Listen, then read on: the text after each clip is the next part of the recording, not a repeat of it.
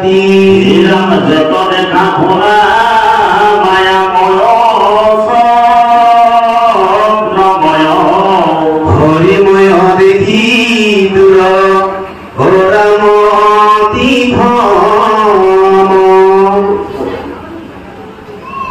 কৃষ্ণ মোৰ জন্ম সেৱাস্থলী বান্ধৱ আইমাতী উপস্থ আপোনালোক মহামহন্ত বৈকুণ্ঠ কাৰিকৰ স্বৰূপ গুৰুজনা একান্ত সেৱক আপোনালোকৰ দ্বাৰাই গুৰুদেৱ নামঘৰত 4 বস্তু বিৰাজমান কৰি আছে। এই শ্ৰীমন্ত শংকৰদেৱ সংঘৰ ধুবুৰী জিলা শাখাৰ সভাপতি সম্পাদক প্ৰভুজনালৈ সেৱানিবেদন কৰিছোঁ। মূল সদস্য আমাৰ ভকত প্ৰভুজনালৈ আমি শতকোটিবাৰ সেৱানিবেদন কৰিছোঁ। জিলাৰ বিভিন্ন সদস্য প্ৰভু বস্ত্ৰলৈ শতকোটিবাৰ সেৱানিবেদন কৰিছোঁ। আঞ্চলিক শাখাৰ সভাপতি সম্পাদক বিভিন্ন প্ৰাথমিক শাখাৰ পৰা আহি এই ভাগৱতৰ অমিত ৰসদান কৰিবলৈ ইয়াত উপস্থিত সমূহ বান্ধৱ আইনবাদী শ্ৰীজনলৈ সেৱানিবেদন কৰিছোঁ। আইনবাদী কল্যাণ সমিতি সভাপতি সম্পাদিকা সেৱা বাহিনী যুৱক যুৱতীসকললৈ আমি শতকোটিবাৰ সেৱানিবেদন কৰিছোঁ। জ্ঞানজ্যেষ্ঠ বয়োজ্যেষ্ঠ কণ কণ মাইনা মাতৃ সমস্তলৈ ভক্তি ভৰা সেৱানিবেদন কৰিছোঁ। লগতে আজি আপোনালোকে যিজন ভাগৱতৰ ব্যাখ্যাৰ ৰসপান কৰিবলৈ কিমান পৰে উপস্থিত হৈছে শ্ৰীমন্ত শংকৰদেৱ সংঘৰ মূলৰ প্ৰচাৰক সন্মানীয় অনিল তাঁতী প্ৰভুজনালৈ আমি শতকোটিবাৰ সেৱানিবেদন কৰিছোঁ। এই নামঘৰীয়া প্ৰভুজনালৈ সেৱানিবেদন কৰিছোঁ। প্ৰাথমিক শাখাৰ সভাপতি সম্পাদক প্ৰভুজনালৈ সেৱানিবেদন কৰিছোঁ। লগতে আমাৰ সভাত শ্ৰীমন্ত শংকৰদেৱ সংঘৰ এই ধুবুৰী জিলা সম্পাদক বাদ জনাই আমাক বহুবাৰ ফোন কৰাৰ পিছত আমি আচলতে কেইবাটাও অনুষ্ঠান আমাৰ আছিলে, তথাপিতো আমি দুইজনে লগ হৈ আহিলোঁ আৰু তেখেতে আজি আমাৰ সভাত যোগাযোগ কৰি আপোনালোকৰ লগত যি ভক্তি ধৰ্মৰ এই দুআষাৰ ক'বলৈ আগবঢ়াই দিছে। আমি সেই সম্পাদক বাবুজনালৈ শতকোটিবাৰ সেৱানিবেদন কৰিছোঁ। কৃষ্ণ এতিয়া বিশেষ কথা হৈছে ভাগৱত, শ্ৰীমদ ভাগৱত। শ্ৰীটোৱে আমাক জীৱন্তক বুজাইছে, মতটোৱে মত প্ৰকাশ কৰিছে।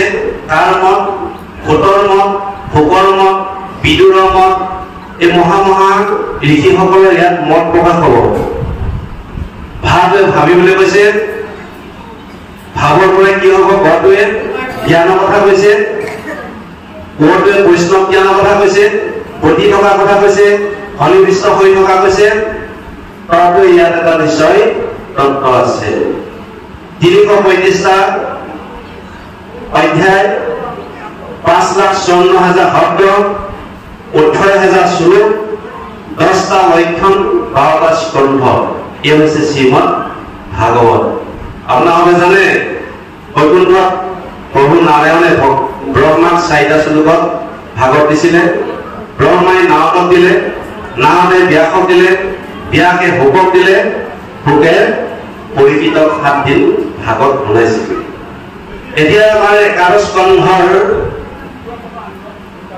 কৃষ্ণ উদ্ধৱ সংবাদৰ পাঠ ভিত্তিত আমি যাবলৈ হ'লে ইয়াত কৃষ্ণ যেতিয়া বৈকুণ্ঠ যাবলৈ গৈছে, তেওঁ নিজৰ কৰণীয় যিখিনি কাম সেইখিনি সমাধা কৰি তেওঁ বৈকুণ্ঠলৈ যাব সাজু হৈছে।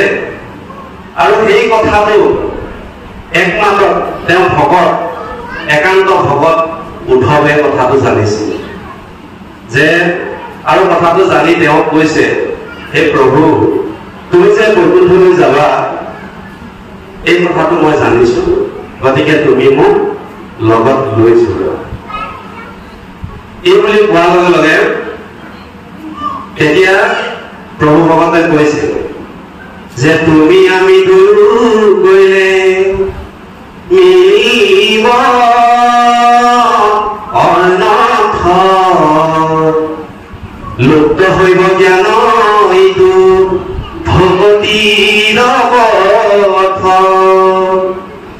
এৰা অধৰ মেজুৰিবে আখি যাইবে অধুগতি ভগতি গৰাকী তুমি থাকিও সম্প্ৰতি তুমি আমি যদি একেলগে গুচি যাওঁ তেতিয়াহ'লে ইয়াত ভক্তি ধৰ্ম লুপ্ত হ'ব আৰু যেতিয়া ভক্তি ধৰ্ম লুপ্ত হ'ব তেতিয়া ইয়াত অধৰ্মই বিৰাজ কৰিব আমি যদি ভাগৱতৰ বিশ্লেষণ কৰিবলৈ যাওঁ তেতিয়াহ'লে এই প্ৰাথমিক শাখাত এই জিলা শাখাত ভক্তি ধৰ্ম আছে আৰু এই ভক্তি ধৰ্ম থকাৰ কাৰণে এনেকুৱা এটা মহান অনুষ্ঠান আয়োজন কৰিবলৈ আপোনালোকৰ মানে সক্ষম হৈছে গতিকে আমি আপোনালোকৰ সকলোলৈ শতকোটিবাৰ সেৱা নিবেদন কৰিছোঁ কাৰণ প্ৰভু ভগৱানে নিজেই কৈ থৈ গৈছে যে